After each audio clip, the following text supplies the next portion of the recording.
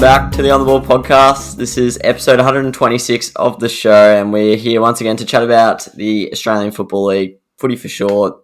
Doing a bit of a different episode this time though, but we are once again joined by Rowey, so I'll introduce him before I introduce the episode. How are you, Rowey? I'm alright, thanks mate. Bit flat after the weekend, but I'm alright now. How are you? Yeah, I'm alright. You've had some time to recover, mate. So Yeah. should be looking forward to this week. You're going with his favourites, I believe, aren't you? Your favourites. Yeah, which scares me. Last time we were favourites, we lost badly. So yeah, we'll see. Yeah. We will see. We'll talk about our predictions later on the episode, but this one's a bit of a different one. As some of you might have seen, we did a review one earlier in the week, so this one's going to be focusing more towards the weekend, but also just footy in general, less about like the weekend that's just gone. So we've got some talking points that we're just going to roll through, and then we're also going to have a little bit of a chat about SuperCoach, looking forward to this upcoming weekend, and then our usual predictions at the end of the episode.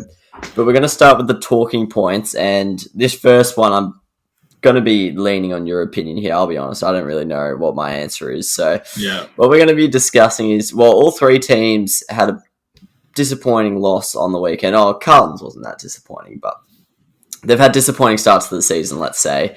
And it's Collingwood, Carlton, and St Kilda. I'd say coming into the year, St Kilda maybe more highly thought of, but all three were in similar sort of positions, and then they've all had slow starts. So I want us to discuss each three's current position and basically get down to the bottom of who's in the best position out of those three, who's in the worst spot, who's furthest away from winning a premiership, all that sort of stuff. So you can take it however you want, mate, but I want to hear your thoughts on who's in the worst position or the best position, however you want to look at it. Well, I'll kick it off actually sort of with the best. So the way I see, in a perfect world for a list manager, it's all on a club, actually. It's all about this transition from a draftee and then, becoming a C grade, B grade player, all the way up to an A and A plus grade, elite player, all Australians, quality player like that. The way I see it, Carlton at the moment have the most of those players that are at least up and coming. You look at Collingwood, who have got lots of, all Australian quality players now, the likes of Moore and DeGoey and Pendlebury and all that. You go over the rest of their list, and about sort of half of them are, just about to reach their best at their best. The other half are probably a bit beyond it. So like the likes of Pendlebury and Adams and Howe and whatnot. But the way I see it, in the last sort of 7 years, Carlton's drafting, they have had a lot of draft picks, bear in mind. So they have hit a lot, but they have missed a lot. But at the moment, their draftees from the last 7 years, you can safely say, are either all Australian quality now or will be. You've got the likes of Cripps, Wiedering, Mackay, Charlie Curnow, Zach Fisher, Sam Walsh. So that's a very strong haul from the last sort of 6 years. They've had a lot of misses, including, a couple of top 10 picks and like Petrevski-Seton, who sort of hasn't really come along but still plays. Dow and O'Brien are two obvious ones there. They haven't come along yet, but all those players all have all Australian ability, and that's helping their list obviously because they're coming through and they're becoming game changers, especially the likes of Walsh and Cripps and whatnot. The Pies have only really had DeGoey, Moore, and Maynard in the last 7 years. They've got the likes of Callum Brown and Dacos and Isaac Quaynor. But those are the main three, and they were years back. They weren't as recent as Walsh and stuff. So when we're looking at like all the teams, sort of A plus players, Carlton's are the more recent. Hence, I've got them higher. They've got a lot more hits recently. Yeah. St Kilda. Then we move on to them. So I think the most fundamental issue on the Saints during the trade period, I went on and asked Mitch Cleary, where do you see the improvement coming from the list? Because, we're still, the main problem is still lacking a bit of A-plus elite talent at the Saints. I sort of floated the idea, would like someone like a Josh Kelly, who we've been linked to basically every year but haven't strongly pursued, be the answer. He said the growth was going to come within, and I agreed with him. However, the main problem with the Saints, as probably a lot of people realise, is that barely anyone released in the last sort of 10 years is transitioned from a sort of B grade player, or at least maybe baseline A player, to an A plus player, an elite player.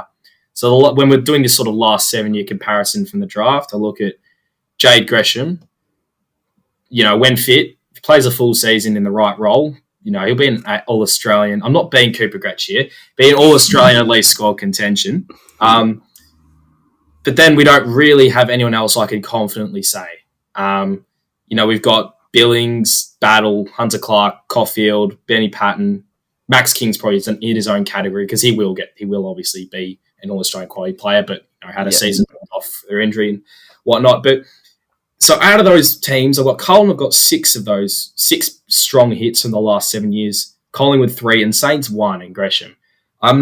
Billings isn't quite there yet. So but that's the thing, though. It leaves St Kilda with so many players that are sort of B-grade players, which is what makes selection always so hard to make difficult calls, because they're all almost they're too good to miss out on the best 22, but as we've seen this year, more often than not, they're missing more than they're hitting. So at the moment, I've got Carlton in the best position, and then it's tough, the next one, because the Saints, so we've got Carlton at the top, and then, we've got like a baseline team here. The Pies are sort of heading down, the Saints are heading up, and I reckon they're sort of here. But obviously the problems with the Saints are stopping them from going higher. And I guess the Pies, misses from the last few years are stopping them from, bouncing back up higher. So at the moment, just given the fact that the Saints have, as we saw last year, all these sort of B grade plus players have the potential to become A and A grade plus players. We've got the likes of, our A plus talent at the moment is only Jack Steele and Rowan Marshall, as basically everyone in the comp would agree. But we've got a ton of players that show glimpses. So we've got, the players like Zach Jones, who's got, bursting out of stoppage qualities, which are awesome, but only sometimes gets like 10 touches a game. We've got Brad Hill, no need to speak about him. Same with Dan Butler. Jack Sinclair, showed that he could be an elite halfback runner in the preseason, but hasn't really played a good game this season yet.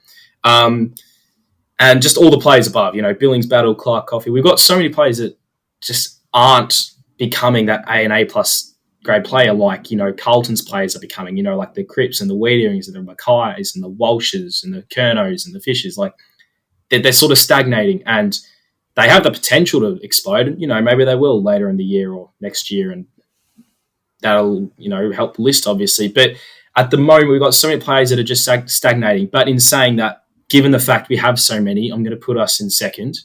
I'm going to go put Collingwood in last, because most of it's obviously controversial, but we look at their A plus talent at the moment: Moore, Pendlebury, Grundy, Sidebottom, and Howe, and then you've got like Crisp and Adams and DeGoey.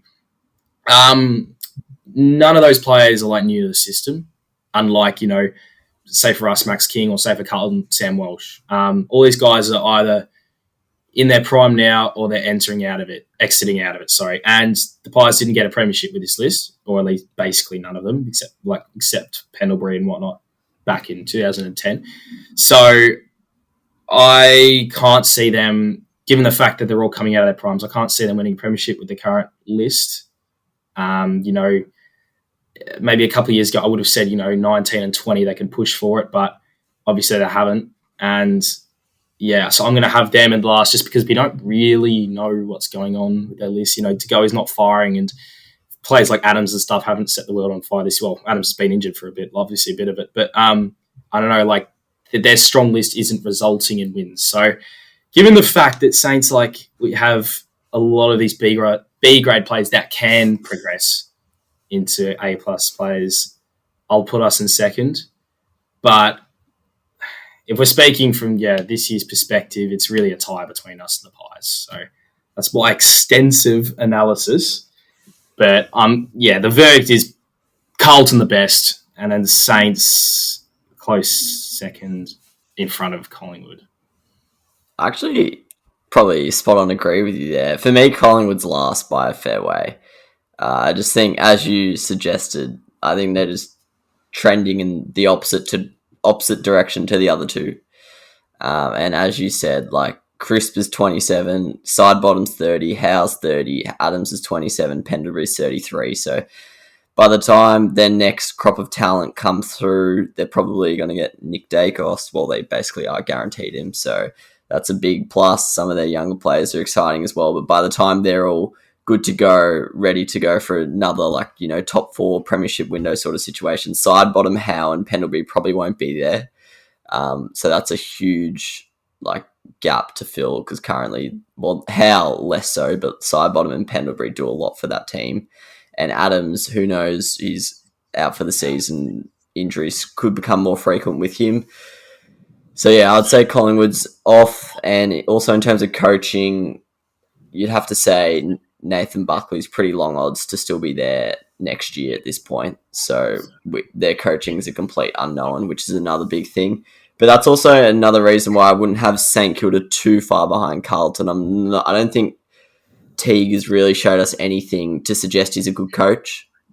Where St Kilda, we've seen good stuff from their coaching, set up since he came in. So I think that's a big positive in St Kilda's column that Carlton don't necessarily boast. But yeah, I 100% agree with your A-grade talent analysis. So yeah, well done to St Kilda Carlton fans, but obviously not the start they wanted. Also, Carlton have probably a bigger appeal to players coming in than St Kilda. I think we've seen it in the last window basically that Carlton's a bigger fan base, a bigger name, probably a lot more history than St Kilda. So I think St Kilda might have more trouble bringing people in, but yeah. So yeah, I think that's pretty well covered by you. I rate that. All right, next talking point we're going to discuss is which team has the most depth right now. This is obviously a very, very vague question because, for example, I'd say Gold Coast has pretty good depth, but then one injury to their ruck and we saw that they actually don't even have, much there. So who do you think right now, Rowey, has other teams that have the most depth? We've seen a lot of injuries happen in the last few weeks to gun players. So which teams right now are the best suited to fill those injury spots that will keep popping up over the season? Well, it was no surprise that when I wrote down the teams I thought had the most depth, they were all, top 8 teams, top 4 teams. So it really goes to show that, you need a strong list to be a top 8 team. You can't just have a strong 22. So I don't really have this in order. I've got Geelong in there. We talk a lot about their youngsters on the sidelines not getting games. Charlie Constable is the big example of that, as well as Jordan Clark. Both of them boast huge talent and potential and just can't get a game, and for some reason are still there. And then, they've still got, tons of kids that are coming through as well. I know there was a photo of Cooper Stevens just as he got drafted. It was the most ripped 18-year-old I've ever seen, and he hasn't got a game for them yet either. So they've got a few blokes in there. So yeah, like I said, that as much as I have given them a lot of shit this year for how they're playing and such, they're going to be there at the end of the year just for one of the reasons, because they've got so much depth on their list. Port Adelaide as well is another one. We saw their 2 young guns, Dersma and Butters, go down.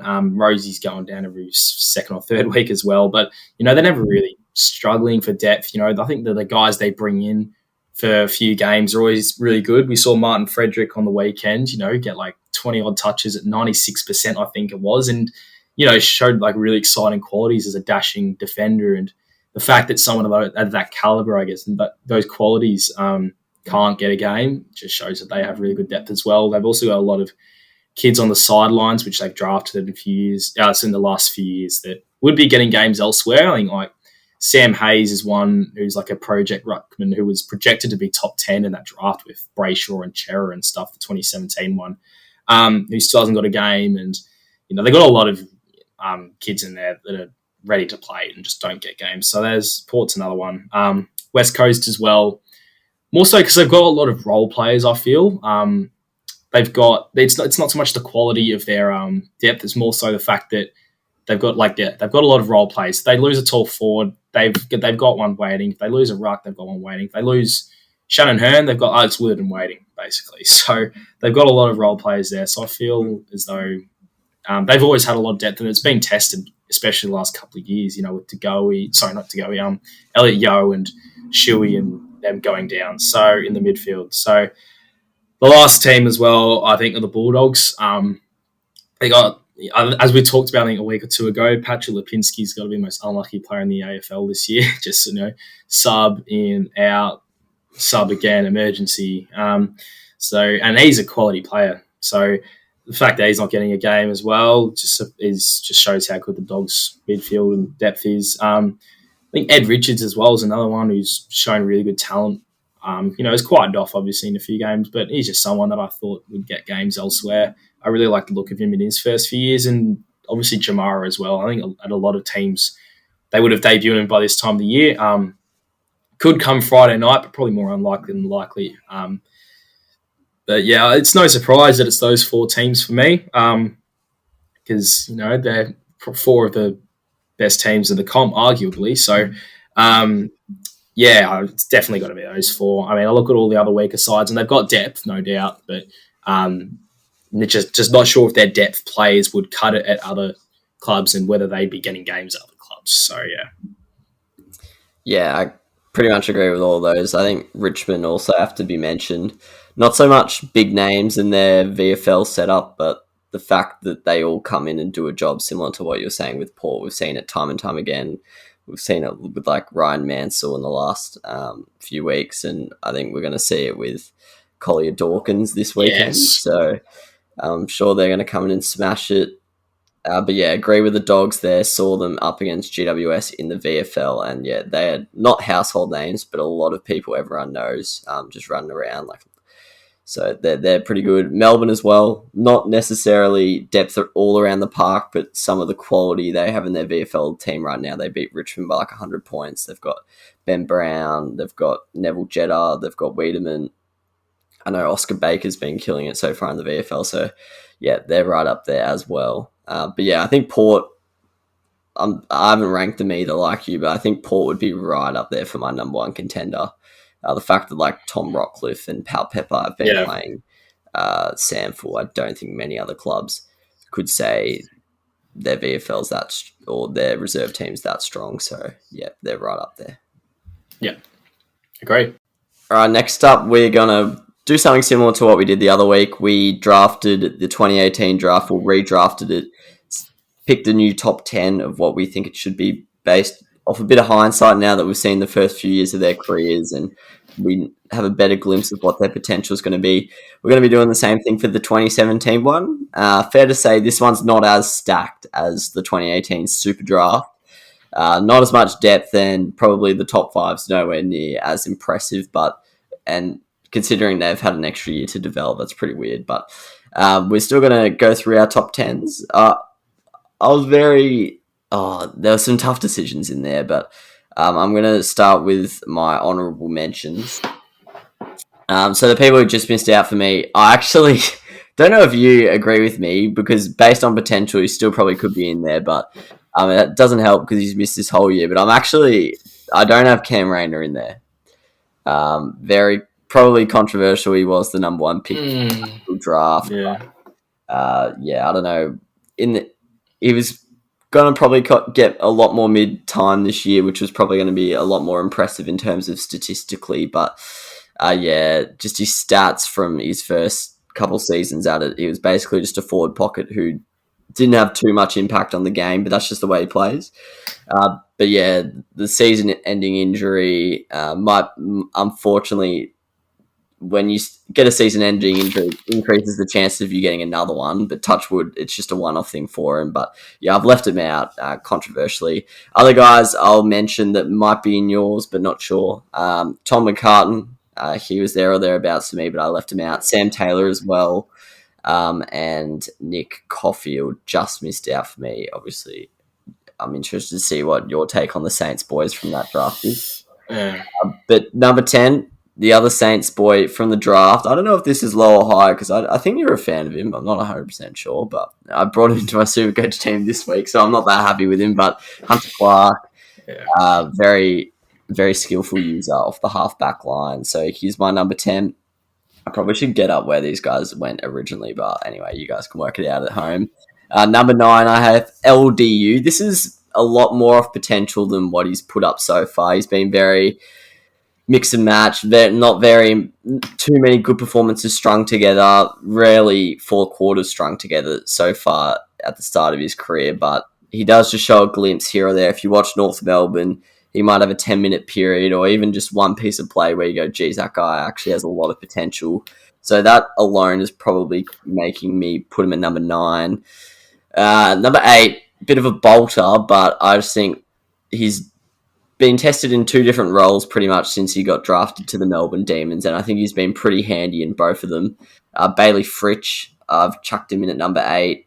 Statistically, he's been very good, had a very good start to his career, both in the halfback and as a bit of a small key forward type role that he's playing in now. So he's my number 8.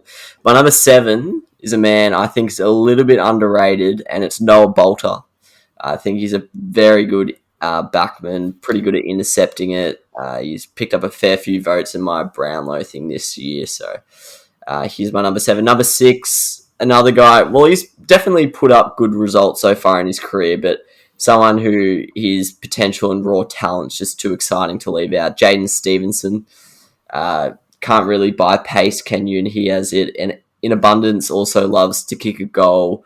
Has said that he's keen to get a lot more time in the midfield, which is exciting. Someone with that explosive power in there. So he's my number 6. My number 5, he actually might have gone number 5 in the actual thing. Oh, maybe number 3, number 4, I don't know, somewhere around there. But Adam Chera, statistically, he's actually not had the most impressive start to his career, but he's definitely starting to fire this season. I think he's missed a couple games through injury. But yeah, Chera's been very good, and he's got a lot of talent. Looks like he's going to be a good player for many years to come. Number 4, I've gone with Aaron Norton. Very, very good hands. He started in the back line, I think, in his first few games. Not sure if that's true. I think he might have been drafted as a backman. I don't know if he played back line, but yeah, we've seen him mainly as a forward, kicking bags, and now he's proving to be a fairly crucial cog in that successful Dogs team.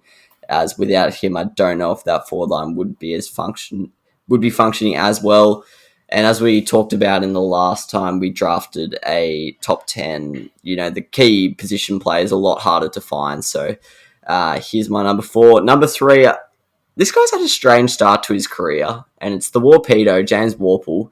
He kind of rose to fame so quickly, and he almost hit the level he's been at his whole career straight away. So he's a tough one to judge. Statistically, he's probably the best player out of this bunch, but that's just because he's been performing at the level he is now for a long time.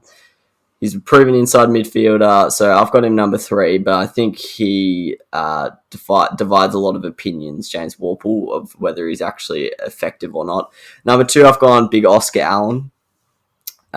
Similar to what I just said about Norton, but on a bigger scale. Very hard to find a good key forward like we talked about with the Kings. And yeah, he looks like he's going to be an absolute gun. He's almost starting to outshine Josh Kennedy and Jack Darling already, which is no mean feat at all. So I think he's a worthy pick at number 2. And then number 1, I was tempted to go Oscar Allen number 1, but I thought, no, I'm not sure about that. So I've gone with someone who I'm pretty confident is going to be a certified gun in our competition for 10 years plus. And it's Andy Brayshaw. Not really surprised that he was a gun. We went to school with him and just got that vibe from him that he was going to be such a hard worker, that he was just always going to be a gun. So not claiming that I knew him on a personal level or anything, but yeah, absolutely killed it last year, killing it this year. He came 3rd in my Fremantle Best and Fairest last year. He's currently there or thereabouts again this year, and he's already started to get tagged in, their 3rd or 4th year, so that's pretty bloody impressive. So yeah, he's my number 1, but interested to hear who you have a number 1, because it wasn't a sitter this time round. So what's your top 10, mate? Yeah, well, I'll actually first of all, I'll say I haven't got Bailey Fritsch in there because he was a mature age. So he was 21 when he got drafted, or 2021, so he was like 2 or 3 years over. So That's why I haven't got him in there. But, I should have mentioned that we excluded them. So I excluded Kelly and Flying Ryan, but I didn't know he was. So yeah, carry on. And the rookie draft as well, yeah. Yeah. But anyway, it's a lot of honourable mentions. This is going to cause a lot of differences between ours. So I'll list off some. So I've also got McCartan in there. I've also got Nick Caulfield in there, who I think finished fourth in our best and fairest last year, but has been pretty disappointing this year so far. So he's been edged out. Snags Higgins in there as well. Brian Myers in there as well. He's been pretty good for Geelong, but hasn't made the cut. And I've got two big ones that you included in yours, plus one that you include in your top 5 as an honourable mention. So I've actually got, first of all, I've got Jaden Stephenson in as an honourable mention. Yeah. I think at the moment he has too many quiet games. True. And given his sort of stature, I'm not confident he's going to become like an A-plus player. Could be proven wrong. I'm very happy to be proven wrong because I love watching him play. But, given just his sort of, similar to Paddy Dow, the same build, and I'm just not 100% sure. I've actually also got the Warpedo in as an honourable mention. I haven't got him in the top 10. And this goes against my love for the Warpedo, given I spent about 45 minutes to an hour with him on the Cerberus and Black Rock, sort of jumping off the ship with him. Absolutely top ripper bloke. But unfortunately, the reason he was drafted so low in about the 40s was because he was going to have an impact at AFL level, and his potential wasn't, his ceiling wasn't high. He was almost at his potential. Like first of all, he's a great leader, but never going to be a great kick, great disposal user. But you can throw him straight into the midfield. Hence why he had such a strong start. So if we're going to consider like potential out over the next sort of 10 years, unfortunately, it doesn't make the cut for me. And also, he's been sort of tried and tested as a tagger this year and sort of hurt, I guess, his stats and all that. But anyway, I'm going to move on to my top 10. So I've got at number 10, I've got someone he barely gets mentioned because he's GWS, but I've got Sam Taylor. Just a quality, fullback, just doesn't get mentioned because he's in the ghost town. Number 9, I've also got LDU. Obviously, same reason as you, just hasn't had the biggest amount of output so far, but I think we've all finally seen what he's going to be able to do, and he's going to, start having those 30 disposal games. And we saw how much of a presence he was in a few minutes in I think it was the North Adelaide game up forward. It just looks like an absolute specimen. So can't wait to see him. One that I don't think you touched on, I've got at number 8, Zach Bailey. I think he's got the traits to become he is a really damaging player right now, but he's got the traits to become, and even more so one. He's lightning quick. He can go through the midfield and already, you think, he's got the attributes to be a solid midfielder. So he's also really versatile. Has played half back and half forward and midfield and wing. He's a very versatile player, and that's the coach's dream, really. So I've got him at 8. Number 7, Noah Bolter. Just freak attributes for someone of a key position, height and build. He's been vital to Richmond's lineup in the last sort of year or two. So him in at 7. At 6, I've got Hunter Clark because he's had some.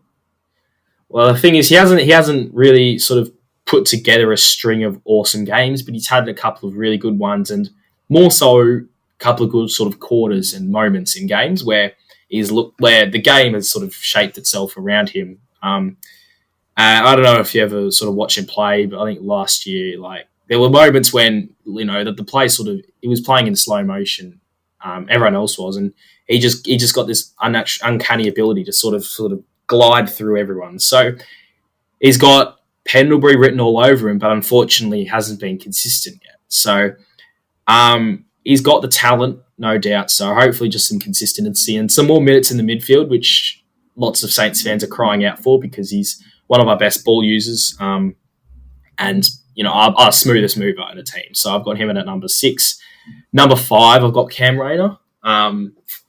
It's because, he was obviously the number 1 pick. He's got a lot of talent, and this was going to be the year he was going to play a bit more through the midfield. And imagine with Lachie Neale going down, this would have been the perfect opportunity for him to run through there and bust his way through the packs and everything. Unfortunately, he can't. But I think that combination of that attacking, that forward ability and the midfield potential is just too good to put him any lower than that in the list, in the ranking. I saw in his under 18 year, I watched like literally one quarter and he got like 12 touches and 2 or 3 goals. So he's just too good. So at number 4, I've got Aaron Norton for the Dogs.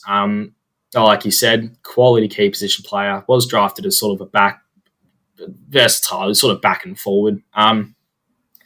He had an awesome start to his career. I think he finished 4th in the Dogs' best and fairest in his first year, and I think it was the game against Richmond where he won it like off his own boot, just taking some, like, I think he nearly broke contested mark record or something like that as a teenager. So he's been awesome for them. Hasn't he's sort of stayed around that sort of mark. He's gotten a bit better in areas, but he's still obviously only young.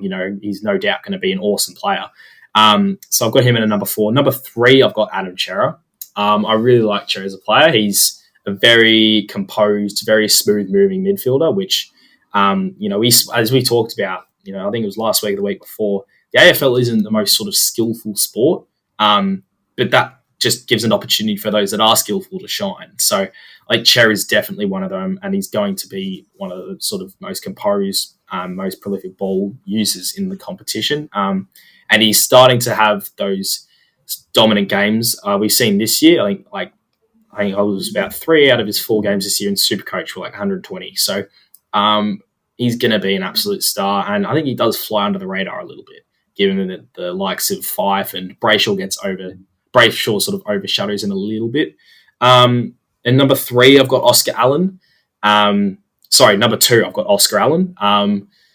He's obviously really starting to show how good of a player he is this year. And I know he is like a third tall and he is copying the easiest sort of, he's copying like the third defender in a sense every week now, but he's shown enough to show that he will be copying. Well, when he does cop the primary tall defender, he's going to make a meal of some of them. He's going to kick bags, and Optus Stadium love him, and I think he loves playing there too. So he's going to be just their king for the next 10 years. And number 1, there was no like absolute standout, I think, in this draft. But at the moment, I've got Andy Brayshaw just because I think, it's really a sure bet he's going to be just a quality midfielder in the next sort of 10 years. There's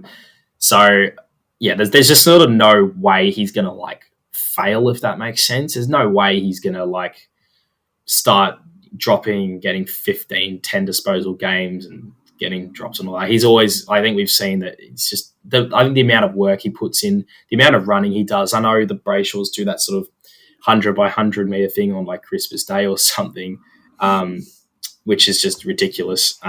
We've seen the amount of work that is, and he's just, he's already a gun, and he's just going to, you can lock him in for like those 250, 300 game players for Freo. So, I've definitely got him at number 1. And like we said, he's already starting to get tagged. So obviously the only down games he has now are the ones he gets tagged in.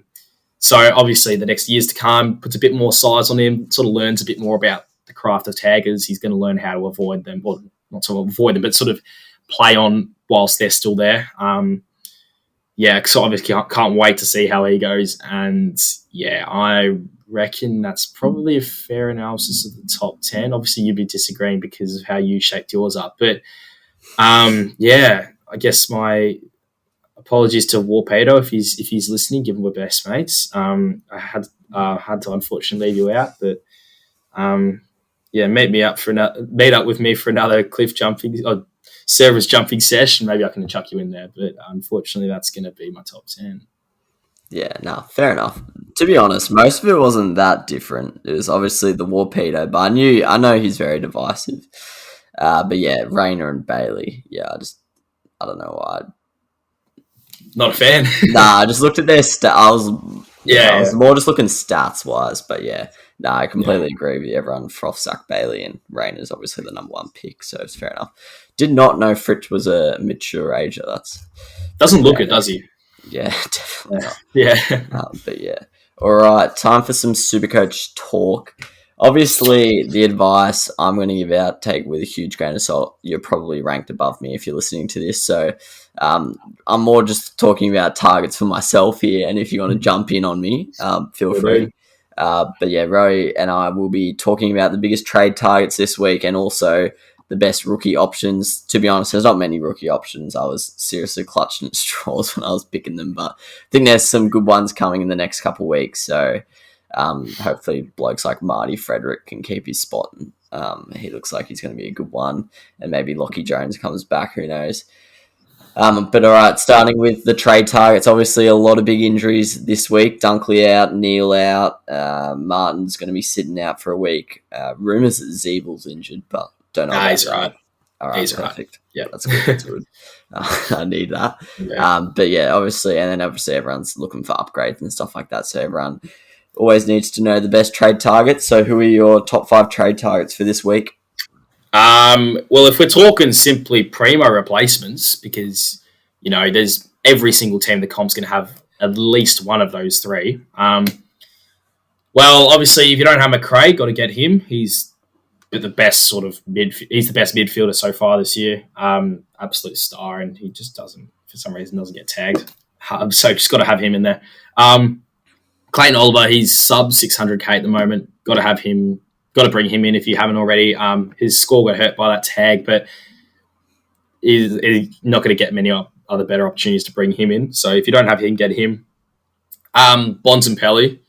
Given Dunkley's now out, I think Bond will get a few more mid-minutes. Not because Dunkley's a better player than Bond, just more so because they have to share it around. It's just one less player out of that rotation. So Bond's definitely going to be in there.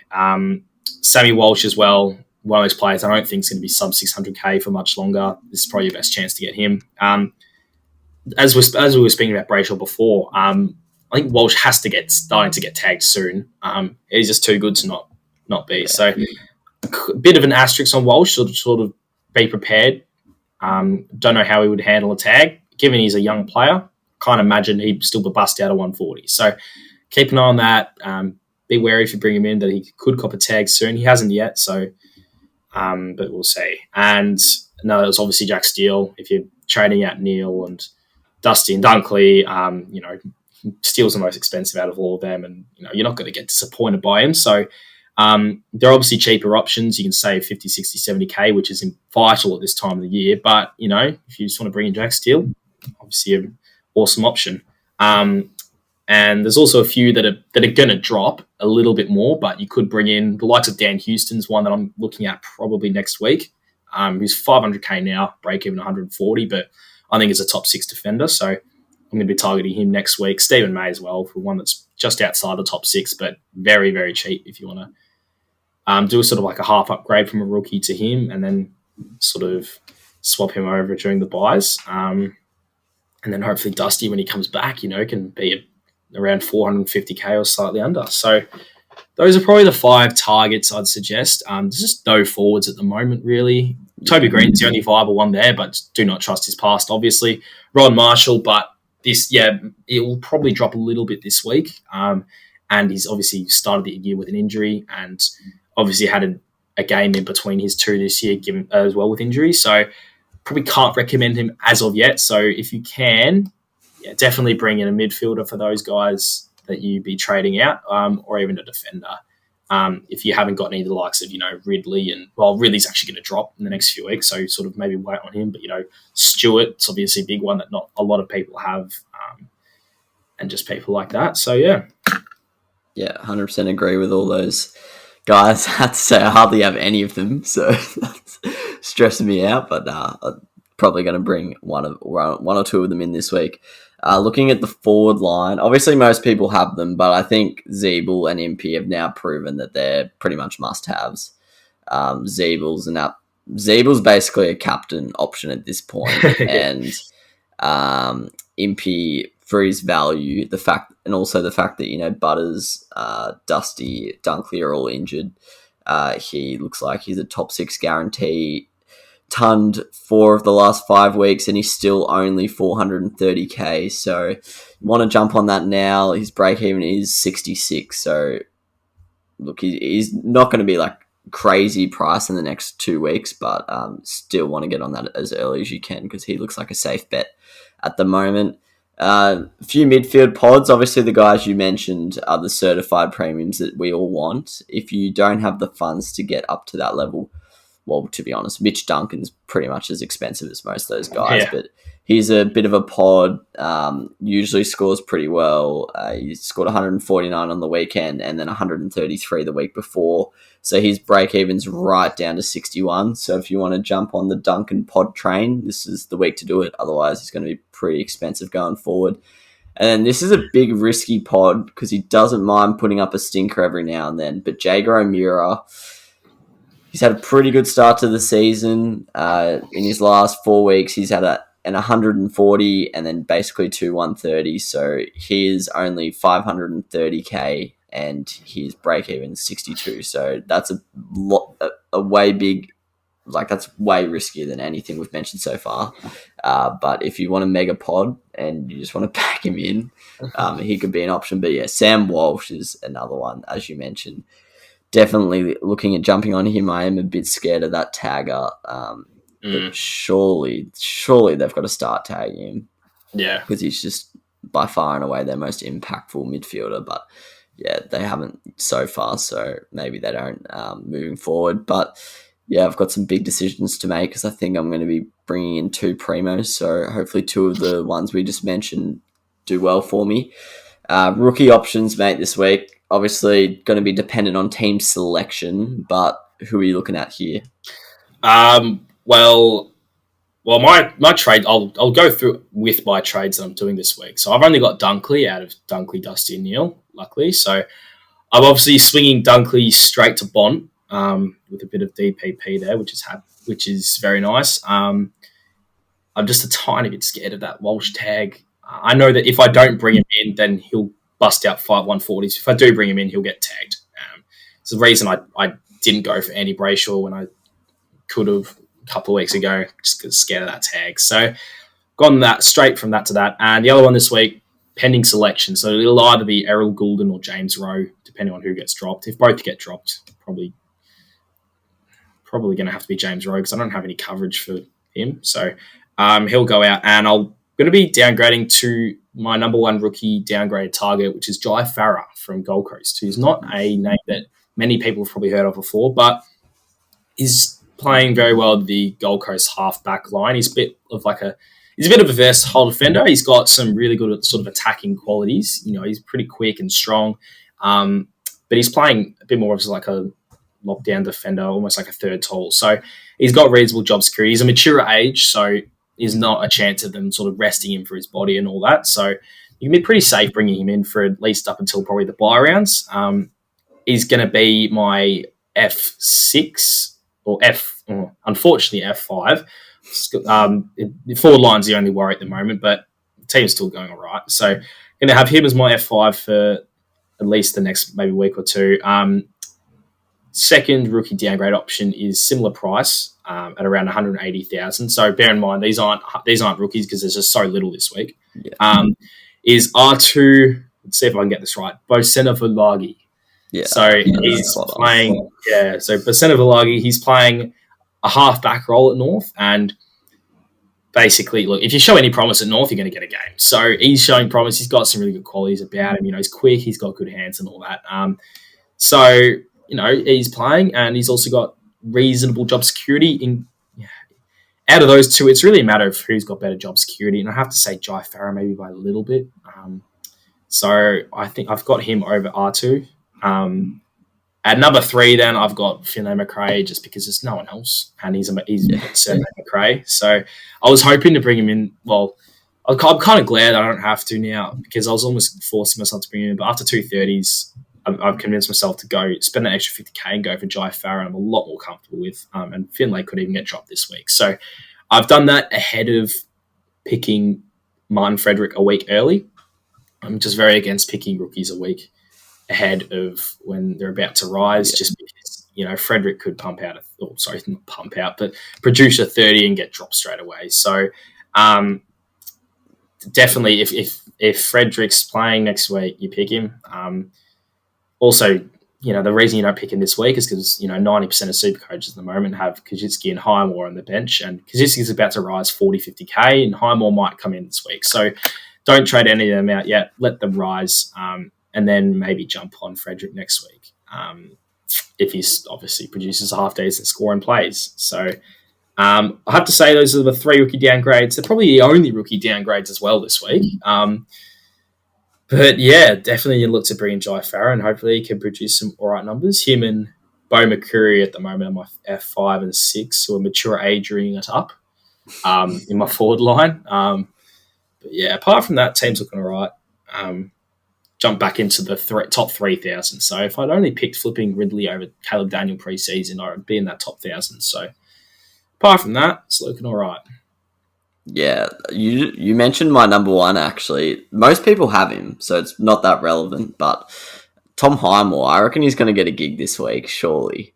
And if you don't have him, he's by far the best option to bring in 117k, and he's. I sort of assumed that everyone had him, so yeah, I'm pretty sure most do. I think he's really highly owned still. So he's my number 1.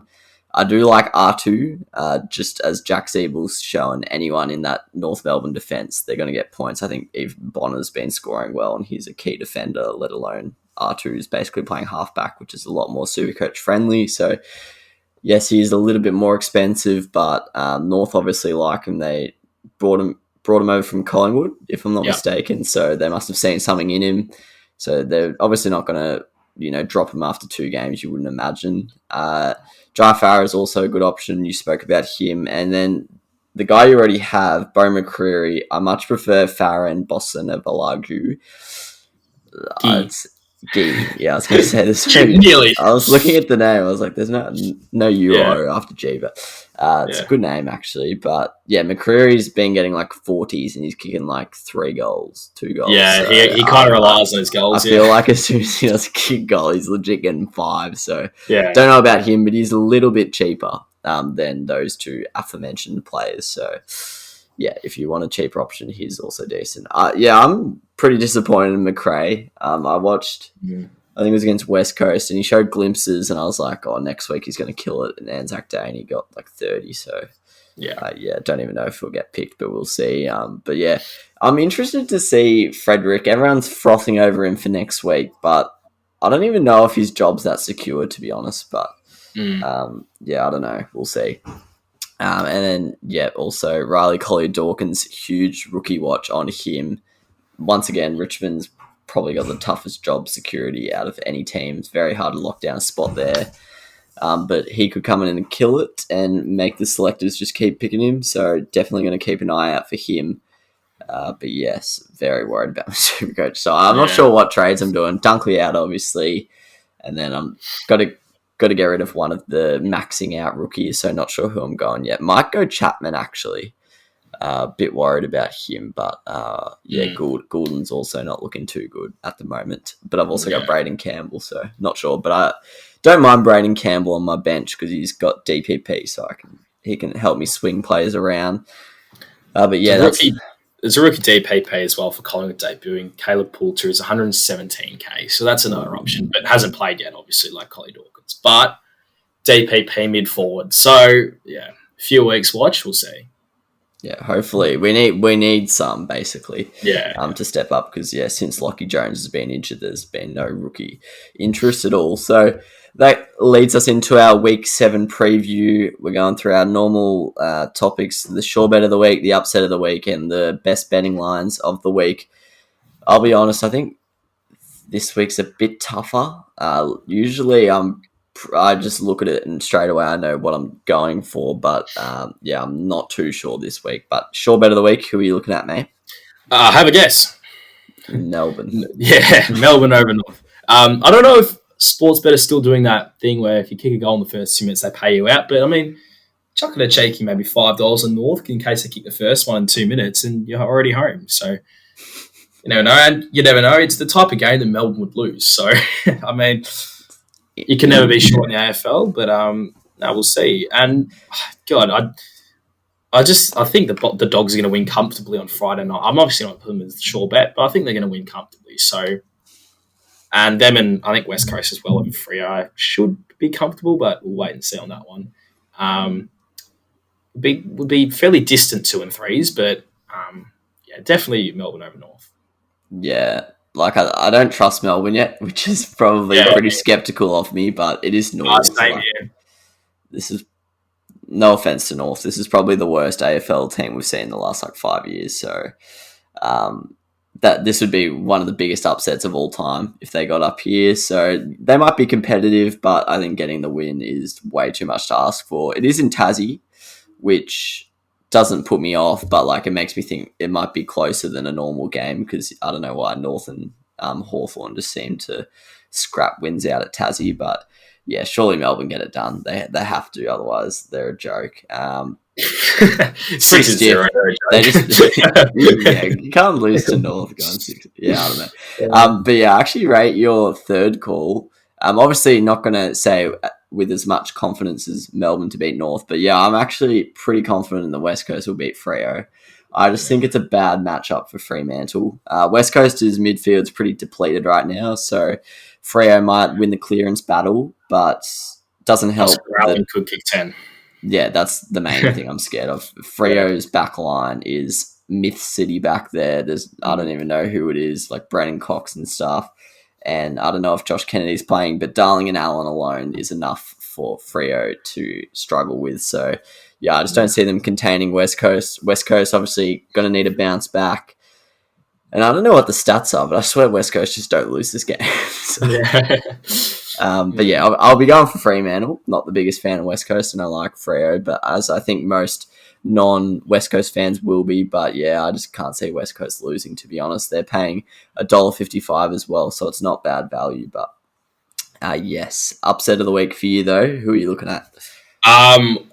Well, I'm not minding the Bombers against the Blues. I reckon the Bombs could go 2 from 2. Like I've always said, they've got a big game atmosphere about them. I love the atmosphere their fans give them, and I think I knew that Tipper was going to kick a bag and the Bombs were going to win. And unfortunately, I put money and I won a bit on a couple of multis with the Bombers winning, but I knew Tipper was going to kick 5, and I'm such an idiot. I know always just trust your gut. But anyway, I've got the Bombers beating the Blues in an upset. That's the only upset I've tipped, but I've got a couple that have potential. So GWS against Adelaide, and also, unfortunately, the Hawks against the Saints, just because I want to be wrong, because I'm always wrong with these. So I'm going to say that one there. But there can also be a lot more upsets this week, which is what's so great about this week. I'm actually not. I'm very, very intrigued by this Collingwood Gold Coast matchup. Gold Coast obviously barely get many games on the G, but I'm not sure. It might be Ben King's first game on the G. Could be wrong with that one, but it's definitely not. It's definitely going to be either if it's not first, second, or probably no more than third. So can't wait to see what he does out there. But I'm very intrigued by that matchup because Gold Coast barely ever play there. So very interested to see what happens there. Obviously, Brisbane could get over Port just because it's at the Gabba, and Brisbane are a good team, and Sydney could get over Geelong. Freo's midfield's obviously probably got a bit more superior than West Coast at the moment, but in terms of key position, I think West Coast should have them covered. And I don't really, given it's Richmond, they're probably going to make me look silly, but I can't see them upsetting the Dogs, just given the fact that Richmond have now lost Martin and Lambert and a couple of others, and the Dogs are just firing. I know they just lost Dunkley, but just swing Trelaw in there if you want. It's all's well. So, I just can't really see the Tigers winning that one, given they've also got a couple of young kids going to be in there now, but they're Richmond. So if any team's going to make me look silly, it's going to be them. So, yeah. Yeah, my upset of the week. I'm going third 3 times out of 7. Gold Coast to beat Collingwood. They've given me 1 win, 1 loss, but I don't know. I just froth them. Yeah. And I swear Collingwood and Carlton's odds, we were just talking about this before in our SuperCoach group chat, but I swear Collingwood and Carlton's odds are always way shorter than they should be. Something I've noticed so far this season. And yeah, I reckon these odds should be about even. So for Gold Coast to be 260, I think that's pretty good value. Collingwood just have not really impressed anyone, have they, since probably round 3. So I'm liking Gold Coast chance. I don't know how many wins they have at the MCG. Can't imagine it's many, but here's the best chance you'll get to add one to the list. But yes, the best betting lines for the weekend, I'll start us off. as I mentioned, I'm pretty confident the West Coast will beat Freo, but if you just want a little bit of extra security, them at the line, you get 4 points. So why not? If you aren't a little bit scared about it being a close thriller, and then I'm actually going North. I just think I don't know, Melbourne. There we go. I don't have enough faith in them to know that they're going to execute North. But yeah, plus 57 handicap. I reckon North keep it within 50 points. Yeah. So Wow. yeah, look, that's just no idea if that's going to happen, but yeah, why not? But what do you think? What was your one about West Coast? You say to give them more security. They're just oh no, it's the opposite of more security. Yeah. Sorry, I wanted to. Yeah. That's a good anyway, I had a $10 bonus bet, and I liked these lines so much. Not the first time I've said that. That I put on a 4-leg multi. So I have done a 4-leg multi with first of all with the Dogs against the Tigers. I guess what can you say? At the time that I put it on, it was negative 10.5 at $1.90. It's now out to 11.5. So glad to see that I got it when it was high. Next one was Port over the Lions. I think Port will get it done. I think the loss of Neil's obviously going to be big, but I just think Port are a much better team at the moment. When I got it, it was actually at the moment I think it's gone down. But at the moment when I got it, it was negative 5.5. And then Geelong, when I got it, it was negative 10.5 against Sydney, and it's now out to 13.5. I just think Geelong just have another avenue to goal, as we saw on the weekend with Jeremy Cameron. And the Swans are getting, their kids are sort of stopping a little bit in Goulden and Campbell and all that. And they're getting a few injuries like, Rampy and Heaney and all that. So I think Cats should get it done comfortably. And then the last one, like we said, West Coast, I got them at negative 6.5, which is obviously actually gone down, but surely the likes of Darling and Alla just kick another 5 each. So I like those lines so much. I put a $10 bonus bet on that for 120 returns. So obviously, I'll probably get them all wrong, but I reckon those ones are pretty set in stone, and I'm very happy with them. No, I reckon that's a pretty good chance of happening. Yeah, sorry, I got confused with that West Coast one, but That's right.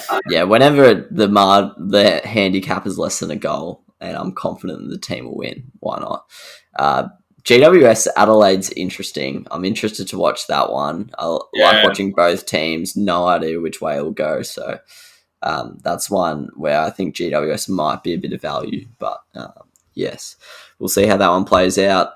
Up the north, Melbourne Footy Club. Come on, 57-point head start. You can do it.